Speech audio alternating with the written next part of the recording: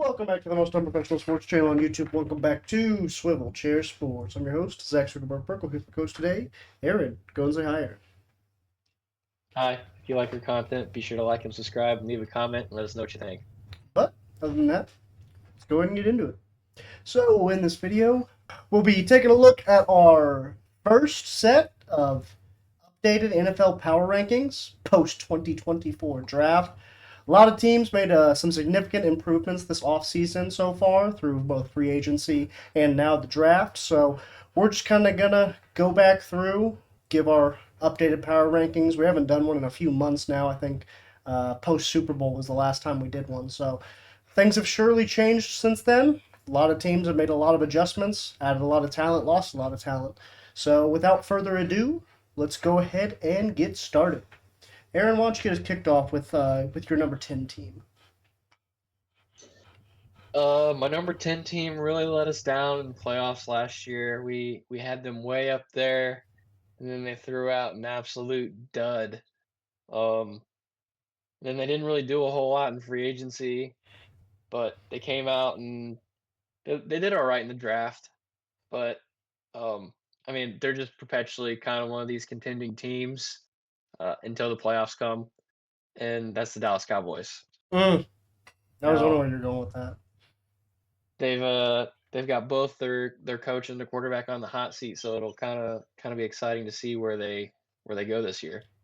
Yeah, bringing back Zeke Elliott this week, that was a bold decision, to say the least.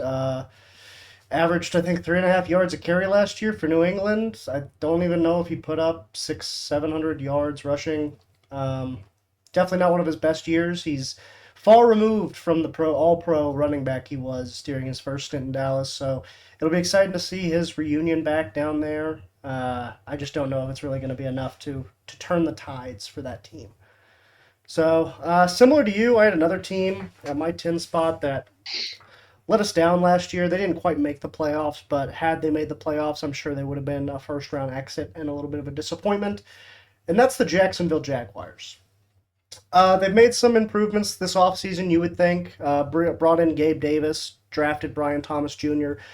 To hopefully, shore up that wide receiving core around Christian Kirk and tight end Evan Ingram for Trevor Lawrence to throw to. I noticed they also brought in Mitch Morse, the center from Buffalo, as well, to hopefully help protect Trevor Lawrence this next season, give him time in the pocket that he hasn't really had these last two seasons, really, at least from start to finish. And then on the defensive side, they re-signed Josh Allen. They've still got Trayvon Walker, who's been making progress. Brought in Ronald Darby out from Baltimore. So yeah, I think the Jacksonville Jaguars have a real shot at competing with the Texans in the AFC South this year, and maybe getting one of those top four seeds. And then at my 9 spot, I had the Los Angeles Rams, who obviously they had a big loss this offseason with the Aaron Donald retirement. But I think you can say they probably not fully replaced that production on the defensive line with their draft this year. They definitely made a big step towards replacing that big hole, bringing in Jared Verse and Braden Fisk, both from Florida State, which I think is going to be a really underrated aspect of bringing in those two guys that have had a history playing together. They've got a built-in chemistry already coming into the league at the same time. I think that could go a long way towards really improving an already decent Los Angeles defense.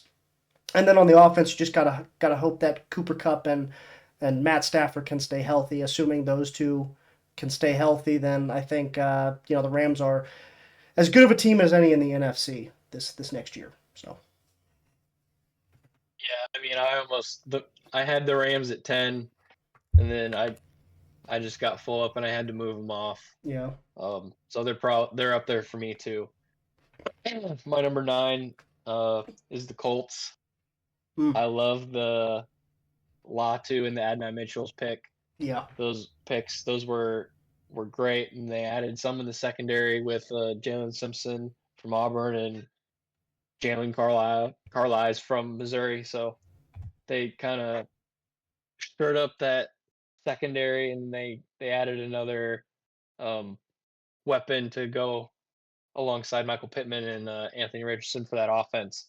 So they, I really like their draft. And then my number 8 was the Packers, already kind of coming in um, as kind of a surprising team last year, catching fire late in the season. Um, got their Bakhtiari replacement, kind of like I said, in Jordan Morgan, and then a good edge player in Edgerrin Cooper. I think they're looking to uh, shore up that defense. Maybe look at getting Stephon Gilmore. Mm, yeah. That'd be a good pickup for them. But they did a good job in the draft. I mean, Tyron Hopper out of Missouri, Evan Williams out of Oregon. So they made good moves to kind of shore up the weaker side of the ball. Yeah, I really like what the Packers did this offseason. I've got them a little bit higher up the rankings, but at my number 8, I've got the Miami Dolphins. I think they've, replaced the positions that they needed to replace. Brought in Chop Robinson in the draft. Obviously, we noted that edge rusher was a big area of need for them this offseason after all the injuries they experienced last year, and then some guys leaving in free agency as well.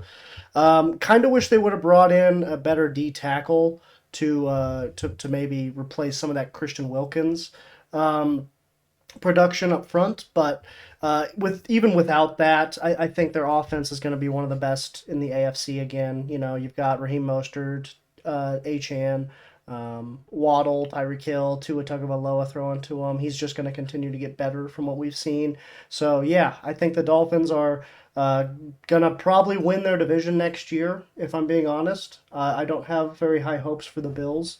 So I think the Dolphins are gonna win the AFC East and go into the NFL playoffs as a top 4 seed. And About then the Jets. see, the Jets were right there too. I thought about maybe putting the Jets. I just don't think Aaron Rodgers coming off an Achilles injury is a reliable uh, option right now at 40 years old. So that's why I steered Dolphins over Jets. But I do think Dolphins, Jets, and Bills are all going to be right there in the hunt for the AFC East this next season. At number 7, I've got the Detroit Lions, building off of what was a really impressive season last year for them, making the NFC Championship game for I believe, the first time in history, franchise history, if not first time in a long time. So, congrats to Detroit on a successful season. I expect you guys to continue to build off of that this next year. Brought in Kevin Zeitler from Baltimore to help shore up that offensive line. I think that's a big addition. Obviously, you extended Amon-Ra St. Brown. He's kept him happy. That's an important part as well. I wish you maybe would have put another piece next to him in the wide receiver group, because right now your second wide receiver is probably Jamison Williams still. I think they could probably have a little bit better option there, but you do still have Sam Laporta at tight end, which I think's huge. I think Jared Goff's one of the most underrated quarterbacks in the league. And then that defense did exactly what it needed to do, improving the secondary this offseason, drafting Terrion Arnold, uh, and it's Rakestraw as well. So yeah, I expect this Detroit team to pick up right where they left off last year. Yeah. Um, I've got the Texans at my 7. Obviously, coming into this season, they were kind of looked down upon. Nobody really expected a whole lot of them. Maybe a little glimmer of hope in C.J. Stroud. And then they balled out. Hey, their young players kind of showed that they were stars, and then obviously beat the Browns in the playoffs, Hmm. and showed that they were for real, and they're real contenders for the AFC South this coming season. So I really like that they continued to shore up a defense. I think they feel comfortable with how their offense looks so far. Yeah. Um, Jahar Jordan out of Louisville got a running back. They struggled in the run game last year, so I kind of like that pickup. Um, got a got a tackle Blake Fisher out of Notre Dame, so shorten up that O line as well. But then everything else is pretty much defense. So um, just kind of doing what they need to do to improve that team bit by bit. And then at 6, I have you're gonna hate this one. I have the Bills, Yeah, I figured. obviously. Yeah. I have more faith in Josh Allen than you do. I like the Keon Coleman pickup, obviously. Get somebody to complement Curtis Samuel. And then a lot of defense, which everybody knows that they lost a lot of defense to free agency and cuts to make cap room. So they got a lot of what they lost. Replaced Poyer with Cole Bishop out of Utah and Davius White, I believe. They got a corner. Yeah. Uh, Daquan Hardy out of Penn State. So I think they did enough to kind of stay contenders, and they can lean on Josh Allen. Josh Allen, obviously. Um, so I think they're up there contending with the Dolphins and Jets for their division.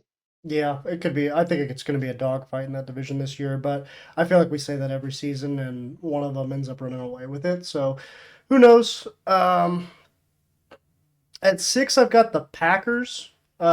Similar to you having more faith in the Bills than I do, I have a little bit more faith in the Packers than you do.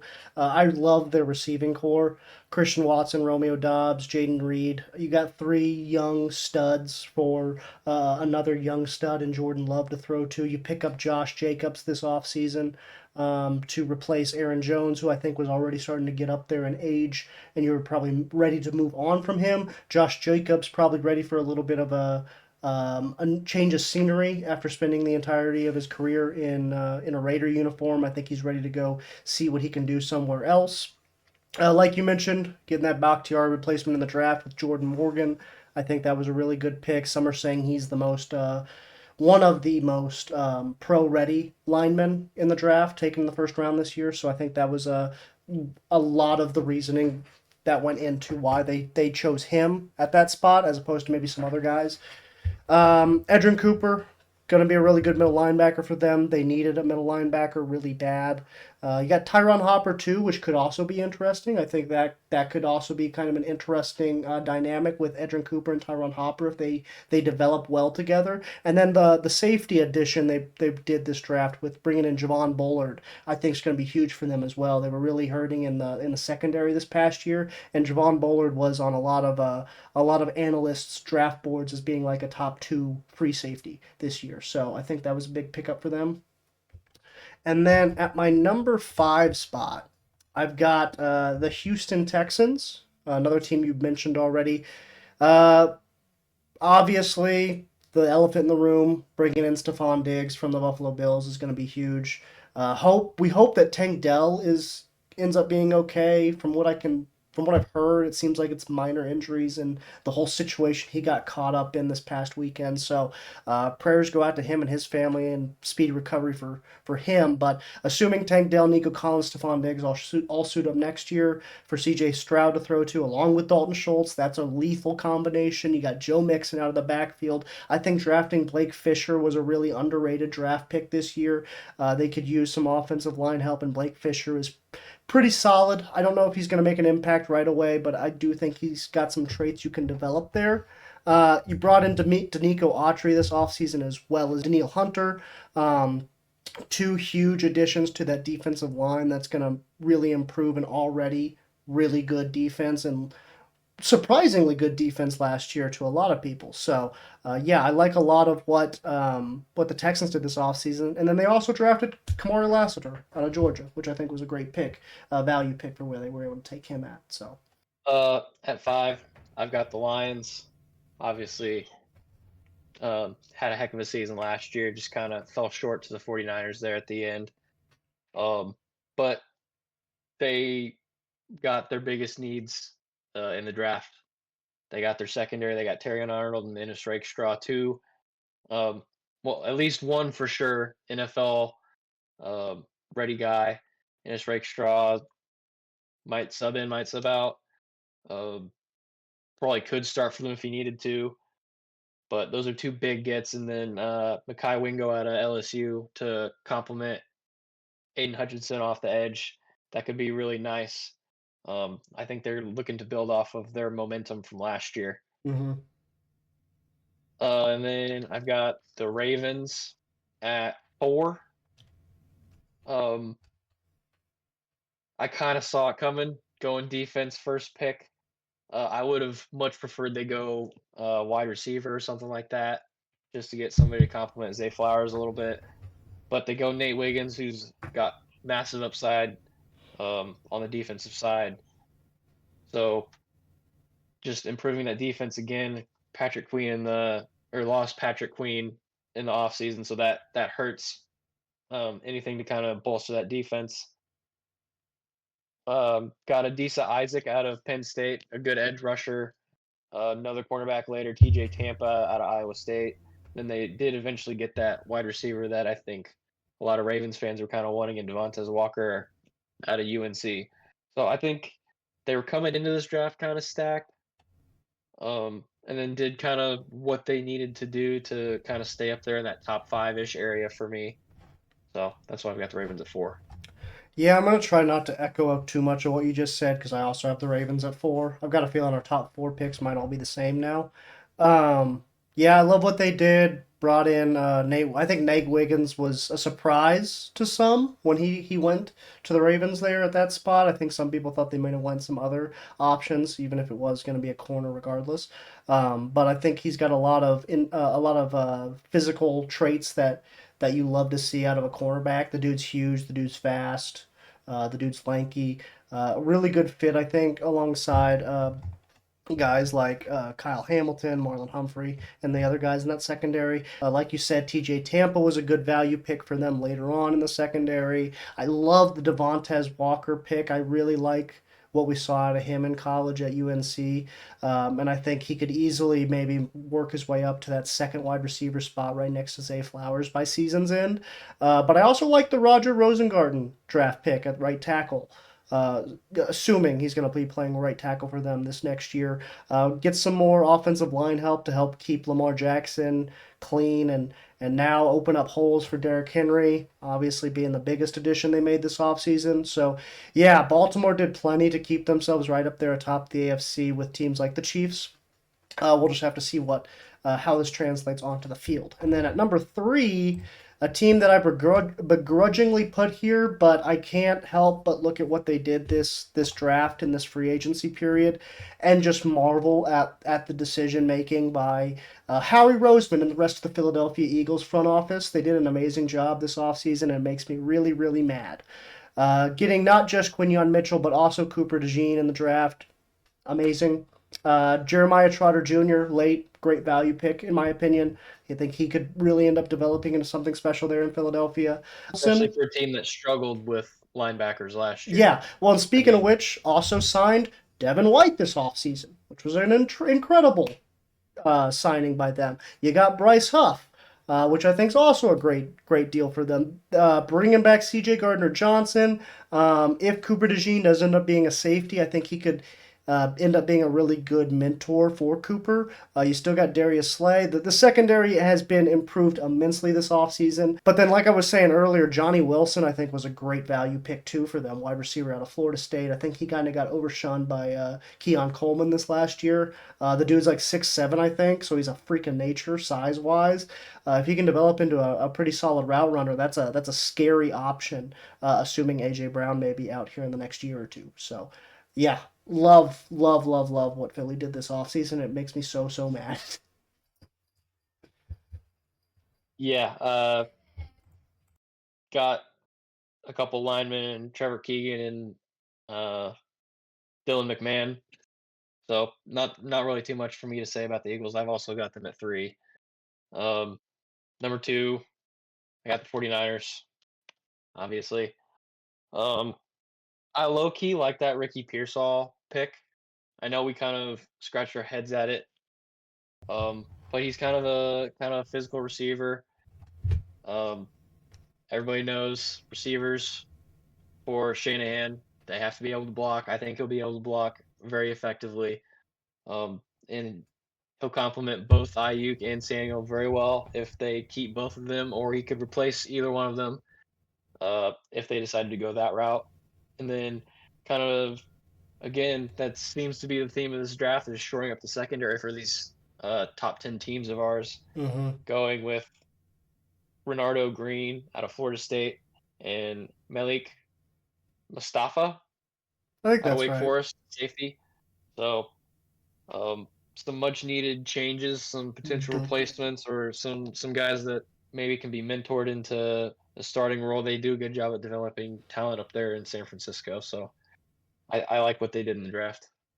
Yeah, I think we all assumed the Ricky Pearsall selection was in kind of assuming either Debo or Ayuk was going to be gone. Maybe not before this season, but by the end of the season, you hope that maybe both of those guys could be good mentors for Ricky. He comes in maybe ready to take that starting position over next year after either Ayuk walks or you trade Debo, whatever happens there. So I also had the Niners at two. Also, Um, yeah. Pearsall, a lot of playing time at Florida. Oh A no, lot of playing he's time. got a lot So of he's reps. very experienced. Yeah, no, he's got a lot of reps under his belt. I think he's really ready to play probably day one. He may even be their third receiver right out the gate. I wouldn't be surprised by that. Maybe throw him in there as slot, or if you want Debo or Ayuk at slot, you have him on the outside. I think we could easily see a lot of formations with those three receivers out on the field together this year. Um, so yeah, I think that assuming that was kind of a plan for getting rid of one of those other two later on down the line, I think that makes total sense. And then shoring up the secondary also obviously makes sense. Everybody can use more secondary help, and the Niners just go out and get it. So then number one, I'm sure everybody, for the most part, probably still has this team atop their power rankings. The Kansas City Chiefs, defending two-time Super Bowl champions, going for the three-peat this year. Little quiet on the free agency front. Didn't do a whole lot in free agency. Obviously, they extended Chris Jones. That was the big story. Brought back a lot of the dudes that were already on the team, like Derek Nottie, Mike Dana, Drew Tranquil. But as far as bringing in outside talent, really, we only did that through the draft for the most part. Obviously, the big news being moving up and taking Xavier Worthy, Mister 4-2 out of Texas. Could end up being really, really nice for us. Could end up being a look back and why the heck did we make that decision kind of transaction. But really, we'll just have to wait and see. I think if any team can develop him into an NFL All Pro caliber receiver, it's the Chiefs and Andy Reid. I also really like the Kingsley Suamaitai, however you pronounce his last name. I love that draft pick, kind of preparing for the future at left tackle, or maybe even getting a start this next year, depending on how he does in spring training and OTAs and all that stuff. We needed obviously some more offensive line help. Probably going to be able to bring back Creed Humphrey, Trey Smith, maybe Joe Tooney in the future. But the outside has been real rough the last couple years, you could say, for the Chiefs on the offensive line. So, uh, like that, we hopefully made a pick to address that. And then lastly, Jared Wiley, the tight end out of TCU, I think was also a solid selection. Um, I don't know if he'll be the next Travis Kelsey. That's probably asking a lot for him, but I'd like to see him put on a little weight and yeah. work on his blocking. But yeah, that kind of Kelsey-esque type player. Obviously, I also have the Chiefs at my number one. I like the Jaden Hicks pick a lot.